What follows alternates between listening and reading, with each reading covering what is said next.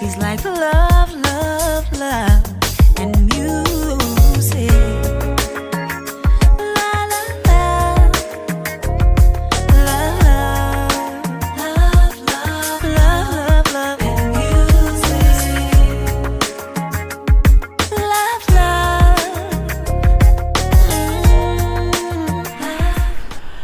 Love, love. Hello, everyone. Thank you for tuning in. I am Jay Lee. This is Jay Lee's Corner. This is my review for Iyanla, Fix My Life. This is season 6, episode 14. I have some things about this episode that I'm gonna get off my chest in 1 second. But if you have not done so already, please take a moment to subscribe to my channel and be an active subscriber, which just means, watch other videos, throw a comment in here and there, like the videos, share the videos. Thank you so much. Also, do not forget to hit the notification bell because that lets you know when I have new videos uploaded all the time. Basically, every day or day I was uploading things. Yeah, so, first of all, it's 4:40 in the morning. It's basically 4:40 Sunday morning. And it's been a long day, bitch. And I watched this episode of Iyanla, and I was like, was it really needed? Was it really needed? I think not. It had Charisse from Real Housewives of Potomac. It also had a girl named Veronica. I think she was on some show called Second Wives Club, which probably, I don't know, I never watched the show. But they both are going through divorces and they both feel like they need their lives fixed. The reason I think this episode was weird, it was real weird, it was real not needed to me. It was real Iyanla wants to help people who maybe didn't really need help, maybe just need to be like, bitch, wake up, get up and go do things and stuff. It was just awkward for me watching this episode. I don't know if it's because I had a bad day today and I was just over the bullshit by the time I started watching it at like 11 o'clock at night. But yeah. So Charisse is up first. So of course I said Charisse is from Real Housewives of Potomac. She has been married for 20 years. She's currently 52 years old. I did not know Charisse was 52 years old. She does not look, she looks good for 52. But my mom does too. So so why am I surprised? I'm not surprised. I just didn't know that was her age. Anyway, so she brings up with her. Now we know Charisse and this man basically been divorcing for the past 4 seasons. Well, 3, however many seasons the show Housewives have been on of Potomac, she been getting a damn divorce. So I think this was season 3. I think it was. So she's always been getting divorced. Anyway, she brings up how she never wanted to marry a man who had been divorced. She never wanted to marry a man who already had children. She never wanted to marry a man who was in the sports industry. And she's like, my husband, or ex-husband, were all those things. But she brings up how he was so charming that she looked past that he was all the things that she did not want to marry. Okay, bitch, that was your first mistake. She brings up how, because Iyanla asked her, like, when did you realize, that, y'all marriage wasn't, it was, created for disaster. She said, around year 9. And when I was like, she was married for 20 years, right? So if around year 9 things got a little shaky, 11 more years transpired, because I don't know if she's been married for 20 years, if that includes the years that she's been separated. Because I feel like if you've been married for 20 years, but if 4 of those years are separated, I would say we've been married for 16 years, but for the past 4 years, we've been trying to get divorced. Because I'm like, that matters to me. Because I feel like if you had issues at year 9, bitch, if you waited 11 more years before, I'm like, girl, bye. Anyway, so she said around year 9, she realized or noticed that he kind of lost interest in her. And I kind of said, well, what was like the indication that, he kind of wanted other things? She says when he decided to move out of the marital bedroom, he wanted to move into the guest room. And she said, but I refuse to not be in the same room with my husband. So when he moved into the guest room, I moved into the guest room with him. I mean, on some level, I get that because you may feel like I don't want this separation thing to take effect. So let me show him I'm dedicated to making this marriage work. At the same time, it also lets him know he has the power because he's showing you I don't want you, and you're showing him I'm gonna want you anyway. So no matter what you do, I'm gonna be right beside you even when you don't want me. I would have been like, bruh, look, let's go to counsel. Like I'm not a fan of forcing things, and it's a difference between wanting to work things out and trying to force things. If he moved out of your bedroom and you followed him into the guest room, but I guess what does it matter? Because unless he kept bouncing from room to room and she kept bouncing with him. And my thing is, what's the difference? Because if you had a master bedroom and he's sleeping in the guest room, and now y'all both sleeping in the guest room, what does it matter? Anyway, so she brings up how she did not believe in divorce back then, so she wasn't trying to leave. She says, now I'm being forced to accept that we are getting a divorce. I think we noticed that on the show as well. For the first all these seasons, she kind of kept just not discussing the divorce, making it seem as if they just going to do a little rough patch. And now we see, no, he's been wanting to be rid of you or just free or be whatever since year 9. Okay, you in year 20. So you should have left his ass a long time ago. Let's just say that. Anyway, she says the reason she stayed is because I just hoped our marriage would work. And that does make absolute sense.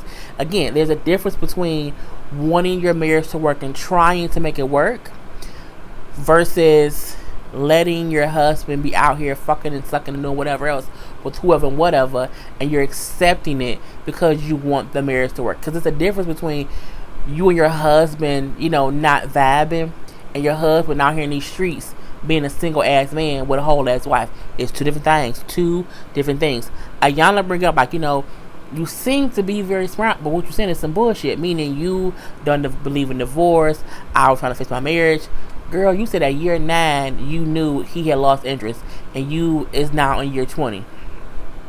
No, she admits to basically the reason she's there is because she allowed herself to waste a lot of her own time, her years, and her life on someone who doesn't even want her. Okay, so she realizes that was her mistake, and she's there to help rectify that. I mean, at this point, you can't fix that. You can't. Like, at this point, you can't go back and, take them years back. You can't go back and you can't do that. She says how it makes her feel embarrassed that she did that she waited and just stayed around and stuck around and, wasted her life waiting on someone who did not want her. It probably also embarrasses her that she's getting a divorce, and that's separate from the fact that she's now wasted time trying to make that work. That part is embarrassing too, but it's also embarrassing that she's getting a divorce. So that itself is embarrassing. Iyanla just bring up, like, you're not alone. Many people have made that exact same mistake. Many people have stayed for too long, or stayed for the wrong reasons, or stayed for the right reasons that didn't make damn sense. But again, you're not the first person to make that particular mistake. She brings up how, he was cheating and I stayed. And not only that, I was making excuses for me staying while he was cheating. I said, the bitch, that was stupid. I mean, I say all the time, it's the difference between somebody who cheated and who's trying to fix it versus someone who's consistently cheating and you're accepting it. It's a difference. A person who cheated may not necessarily be a serial cheater, but if you out here just cheating with different people, different times, or different ways, you're a whole ass cheater in these streets. And say, I can't condone staying with a cheater unless you're gonna stay, let that man cheat in peace. You get your whole little side piece or whatever, and y'all only together for the money or for the status of y'all being a couple, but y'all have whole ass separate lives. Some people do that. Some married people have whole ass sad lives, and both parties are okay with having their whole ass sad life and then coming home and having their marriage because it's a a vision of, oh my God, they're married and they're so happy, and in real life he hate her, she hate him, and you know what I'm saying, she got a girlfriend, he got a boyfriend. It's the whole thing. Anyway, so Iyanla brings up, what about when he moved to Jersey? I said, y'all know some things, huh? So she said, yeah, you know what I'm saying? She said, when he moved to Jersey, didn't he move bleep in? Now, she said a name. I'm not sure who. I'm not going to figure out who. I don't care who. Because if he moves my end, the person who it is to me doesn't matter. Because it's still, you can't really move on the bitch's end when you're married. My thought process. So she said, you know what, no, he took a job in Jersey, so he did move to Jersey, and then the person he has living there, that's a recent situation. And you know what I'm saying, she said there were multiple cheating situations, so multiple, which means he was fucking around with more than one person. Like, it wasn't like a one-time person. He would cheat with different people. But again, she said she knew and made excuses. And again, I feel like that a lot of that was going on while she was filming the show, because they kept like whispering about little things, and she kept kind of like ignoring it or whatever. But it was what it was. So Iyanla does to her, like, you know, somewhere inside you, you know, a part of you still wants him. I think that's clear as day. I think that's clear as day, simply because I don't even think the divorce is finalized yet. They've been getting divorced for a couple years, so I think their thing was he probably wanted it, and she was like, I'm not gonna pressure it. Like, maybe, you know, we can fix it. So again, there is a part of her that does want him, and then, you know, Iyanla told her, you need to find the part of you that wants him, because that part is going to ruin you. You need to deal with that part of you so that you can't be affected by it, because the relationship with him is not good for you. Now see, this is the part where I say, why is she there? Because everything that Iyanla said, everything that she said herself, was all surface shit. Like, it's all common sense stuff. So I felt like I wasn't really like, oh my God, I feel so bad. I didn't feel bad for Charisse. I did not.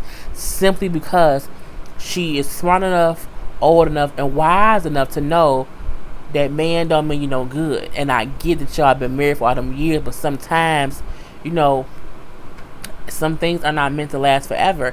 And especially when your husband out here having whole other relationships. Okay, I did not feel bad for her, to the extent where I seen why she was on the. I didn't get why she came on the show, because again, nothing she said was a revelation.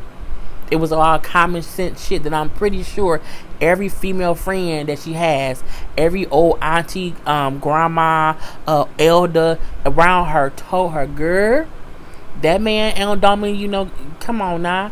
If I'm 36 and my mom has told me in the past, so and so ain't no good for you, and I ain't listened in my 20s, you can't tell me in your 50s you can't look at the thing going on and know he don't want me, I don't want him, I need to move on. So again, I don't see the point of her being on the show, but I digress. We then see Veronica. Now, Veronica is 34. She's been married for 5 years, and she says she's there because her marriage falling apart has wrecked her life. Again, I don't know who she is. Her story is basically identical to Charisse's. So everything I said about Charisse, same shit about her. You know, she brings up how she realized she could no longer stay because he kept cheating on her, and how she should have left the first time it happened, but she did not. But he was continually cheating on her, and you know, I wish I never met him. You know what I'm saying? Because he causes chaos, and he causes chaos in everything that he touches. And I'm like, okay. You know, she brings up her last straw was when his mistress made an IG page, made a whole, okay, maybe her story is a little bit different than Charisse, made a whole IG page taunting her, making fun of her, tagging his older children, how she would call her and, you know, laugh at her, would publicly humiliate her, all these things. My thing is, your last straw should not have been her doing that. The first motherfucking last motherfucking straw should have been, how did he make her feel like she had permission to do that shit? A real mistress who kept on her place would know, you don't go after my wife. Like, he made her husband made that heifer so comfortable in his life that she felt that she had the right to go after his wife. I said, bitch, what? I would not be mad at that lady. I would be completely pissed off at my fucking husband. Bitch, you made her feel that comfortable to do that with me, little motherfucker, is what I would have said. Okay, that's just me. She brings up how she would even, I guess he integrated her in their circle of friends and like colleagues and stuff. She said she spent the holidays at our house. Bitch, how? Where was you? Look.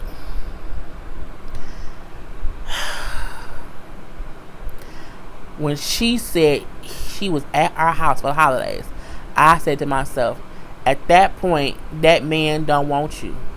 When the man has the balls to bring the mistress to your home, to your friends, as y'all are adults, y'all ain't kids, and I'm like, that is ballsy.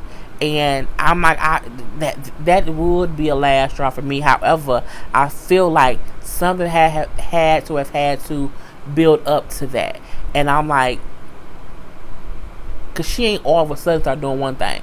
The minute a fucking mistress starts calling me, fucking with me, and he don't nip it in the book, or he don't deny, or whatever, it's over. It's over. I'm done. I don't want to be with you. I don't want to see you. Like, we can do whatever for the kids. Like, me and you, bruh. We can't even talk right now. I'm good on you, dog. Leave me fuck alone. Anyway,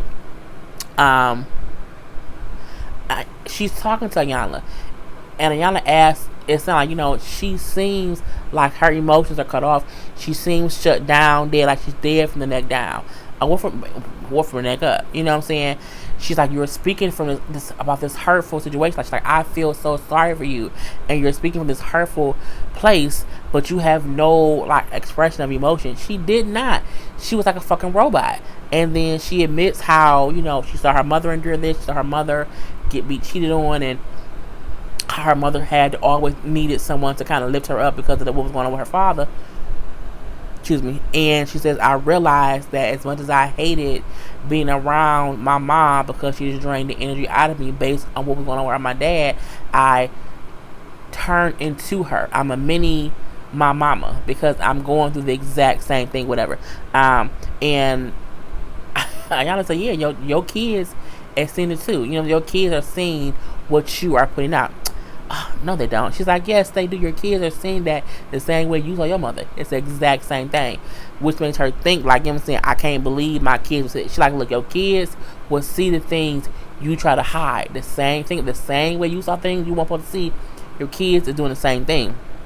So she says, like, looking back at my husband, I don't even really know if I ever really knew him when I met him because of who he is today. That is not who I thought he was. So, you know what I'm saying? I was completely bamboozled, hoodwinked, and led astray.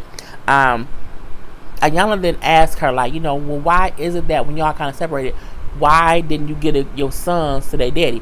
Now, I said, when she asked that, I said, bitch, what? Like, mothers just don't get their kids away to the fathers. They don't. I mean, I do feel like parents, if you can co-parent, let the sons spend time with their dad. But I don't see the point of why Iyanla asked her, why didn't she give her kids to the daddy just because he's a father and only a man can raise kids. Y'all can co-parent, bro. Like, I that kind of got caught me by surprise or whatever. But she said, I would die first, bitch. I'm not giving, nope, no. Because, my husband is a horrible person or whatever. He's a bad human being. And, he's just a messed up human being. And, Iyanla said, well, no, he was messed up to you as a husband, but how was he as a father? And I do get that part, because they've said before, a man take on growing up hip hop, when Peppa was talking about how bad Tresh did her as a husband, and Peppa, I think, said, like, I never wanted her to see her daddy like that because he was my husband as her father. It's again that sometimes a person can be two different people. They can be a person can be a horrible parent and a great husband, but you can be a horrible fucking husband or even a horrible wife, but be a great mother and father to the kids. It's a whole thing. You sometimes can hurt the person that you're in a relationship with, but still be a great parent to the kids y'all share. It just depends on what kind of person he is, because we don't know that. Anyway, Veronica has dead eyes. Veronica to me looks like she would be on an episode of Snap in about 5 years. She looked psychotic to me. I mean, she looked I don't. It was weird. It was real Marilyn Manson, Charles Manson-esque, to where I was like, is she really present in these moments that she's talking to Iyanla? I'm not sure. You know what I'm saying? I was like, she, again, I don't know why she didn't seem open to the process. In my opinion, I felt like how you sitting there she didn't share not Nantia. She didn't. It was it was dead face. It was a whole dead face the whole time. And I'm telling y'all, man, she don't look. She probably leaving him because she knows she gonna kill him. That's what happened, if you ask me. Anyway, she has them both in separate rooms, like writing on these kind of poster boards all over there, and has all these questions they had to ask and fill out stuff. So Charisse, of course, went first because he was there first. So Iyanla talked to her about the whole one of says, "Who am I?" And Charisse writes that she's a woman and she's a mother, and that was it. And so, you know, she says how she's also someone who's lost and afraid. But she gets emotional. I feel like, in my personal opinion, that she got emotional because she no longer can say that she's a wife. That's what I thought it was. And she's crying a little bit here, crying a little bit there, whatever. And she's, you know, I just feel like when I bring up my current situation, it just makes me emotional. But again, I'm like, it's all surface shit. I was like, this is not. It was so basic. I was almost bored. Anyway, you know, Iyanla reminds her, she writes on the Who Am I thing, that she's also a black woman, okay, all day, every day.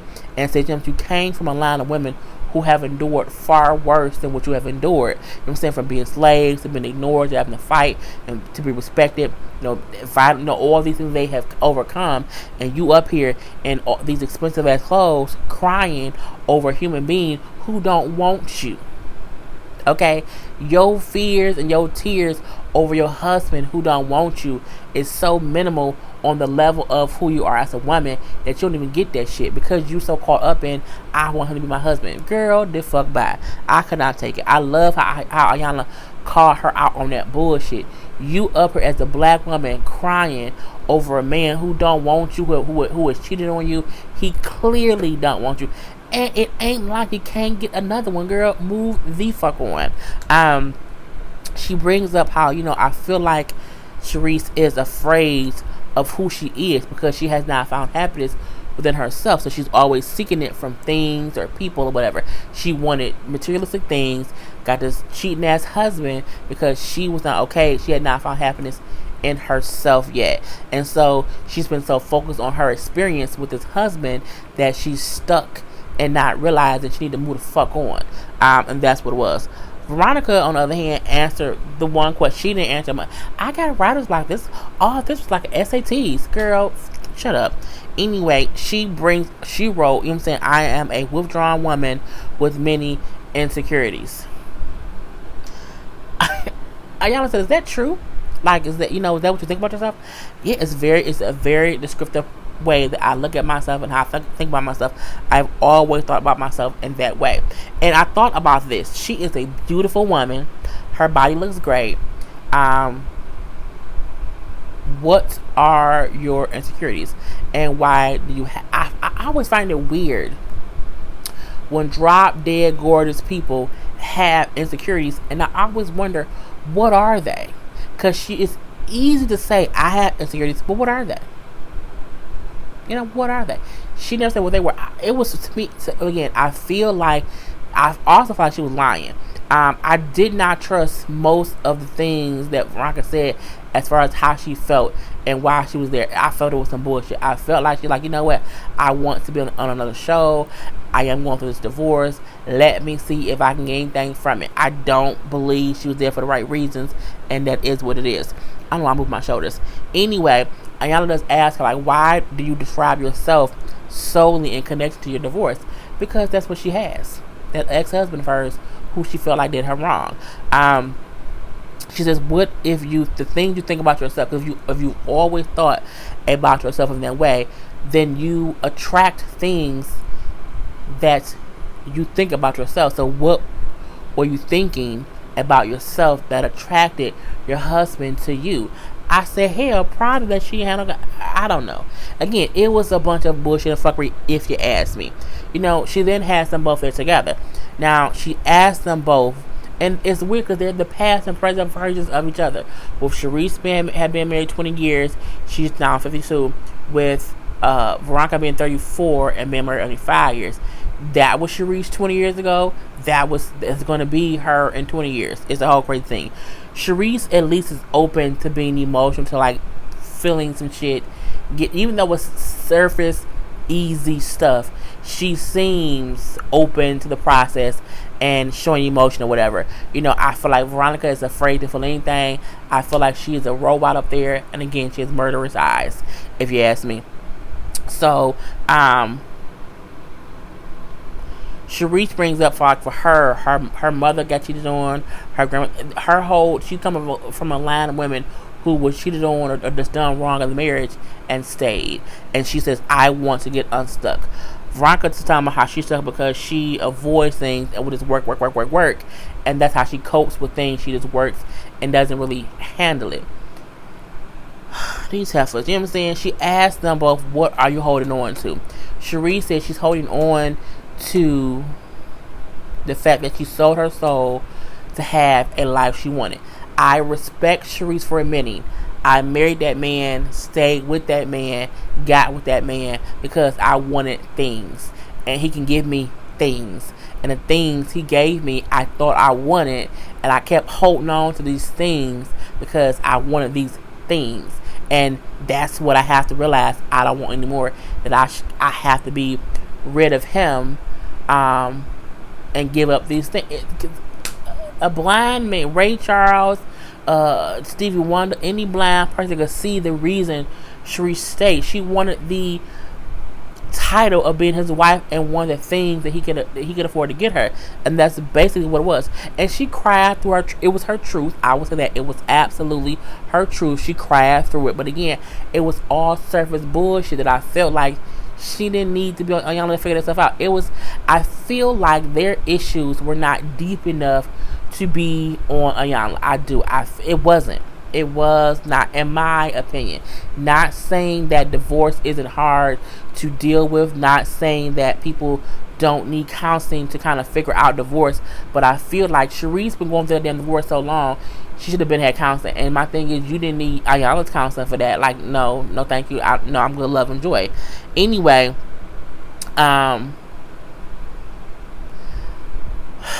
it irked my, and y'all can always feel when I be over shit. I was so over this whole episode. You know what I'm saying? She do ask both of them like, why? I don't get why either of y'all didn't just let it go and walk away. Honey, Veronica said that's ridiculous. Like, that's just crazy. You know what I'm saying? It's what you want. It makes you feel like you'll fall if you walk away. Well, bitch, fall. Cause staying, you still fail. You just fail later. Okay. She then says to Veronica, like, you thought that you were doing the right thing by staying, but what if all along you was wrong and you stayed and you should not have? Again, y'all stay in these messed up marriages for things. That's all there was. I was like, whatever, you know what I'm saying? And when she asked them what they really want, you know what I'm saying? Veronica said, I want to forgive myself, but for what? It doesn't matter. Charisse says she wants to take ownership for her actions and reclaiming her. Again, I feel like Charisse was more open to the whole process more than Veronica was, and she tells them both the good and bad news is, you know what I'm saying, women do this every day, meaning women stay in marriages and end up having to leave. That's good news and bad news, because again, it's good that eventually they leave, but it's also bad that they stay. Good news, bad news. Day 2 I felt was bullshit or whatever. And Iyanla came to think, oh my god, I'm late. I'm so tired. She was in her pajamas and some fuzzy slippers. She had no makeup on, hair and rollers with a whole little bonnet on or whatever. And Charisse and Veronica up there perched, looking done up, like they're going, a whole done up thing. And it was a way to show them, y'all both are stuck, but y'all don't get it. You know what I'm saying? This is what stuck look like. And no matter how much you put on some fake eyelashes, get your hair done, put some nice clothes on, this is what it looks like on the inside and the outside. Like, you can't fix it by making it look pretty. This is still what you are. You're still stuck, looking stuck. And they are. Because again, I don't care. You know what I'm saying? Do I cover anything else to talk about? I don't think I do. I don't. I don't. I don't care about anything else to talk about. Veronica has crazy eyes. She's gonna murder somebody. You know, Charisse. You know, we'll move on. Again, I don't think either lady should have been on there. You know, the ending is Veronica saying how, you know, she's gonna use the advice Iyanla gave her, and Charisse saying how she decided to not use the advice and gonna walk her own path.